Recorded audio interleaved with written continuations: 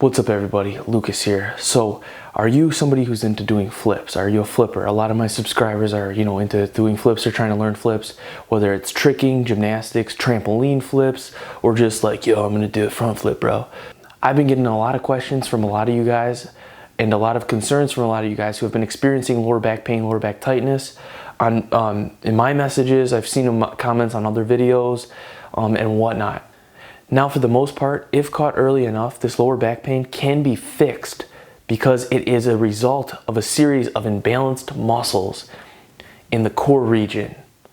With that being said, I'm going to share with you guys how to fix this problem so you guys can reduce or completely get rid of that lower back pain and continue training, continue learning your flips without any discomfort. But you gotta focus. So the imbalance that usually happens with athletes who train a lot of jump training is called anterior pelvic tilt.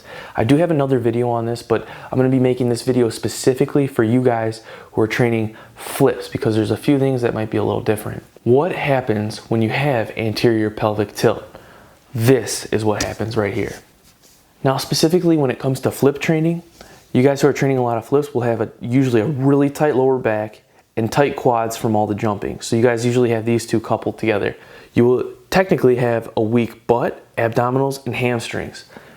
Most of us doing flips from all the jump training, our butt isn't so weak, okay? However, this is the huge one for us doing flips. With all those jumps, with all that back extension, your lower back is gonna be getting tight and your abs are gonna be stretching out and getting lengthening because, usually a lot of us won't be doing enough ab work or abdominal strengthening work if we're just practicing flips all the time.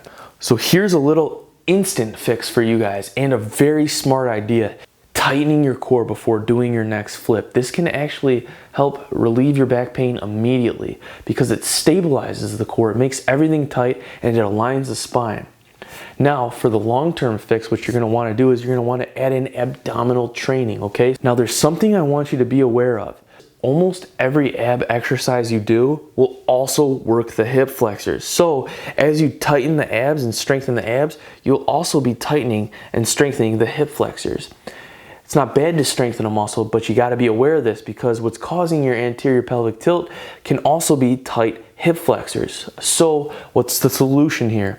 When you do strengthen these weak abdominals, after you do your ab work, you wanna be sure to stretch your hip flexors to prevent a tight group of hip flexor muscles, which will basically get you nowhere if you're strengthening these but you still have tight hip flexors. So a quick little exercise prescription here if you want to work towards fixing this anterior pelvic tilt. So to strengthen your butt and hamstrings, you could do, if you want no equipment needed, we're going to minimize this cost here. What I would recommend doing is maybe doing a few hill sprints. So running up a hill really fast that utilizes the glutes, the butt muscle, and the hamstrings. Then I would do some maybe some L hangs from a tree branch or some leg lifts from a tree branch, which are basically moving L hangs, or do some tucked levers, do some tuck planches. You can even do some crunches for the abs. Then after I was done with my workout of the hill sprints and the abdominal work, maybe when I was done with my flip session, what I would do is stretch my hip flexors, stretch my lower back, and then stretch my quads. Simple. Do the hip flexor stretch, get on the ground, you put one leg out like this, you rotate the other leg and you could stretch both at the same time, the lateral side and then the anterior side of the other one, and then be sure to do both sides. Then I would do a lower back stretch. You could do the child's pose, a good yoga pose, easy to do. Then you could stretch the quads. There's another yoga pose, forgot what it's called, but it works. All right. Usually when it comes to us training a lot of flips, these two are the key to fix right here.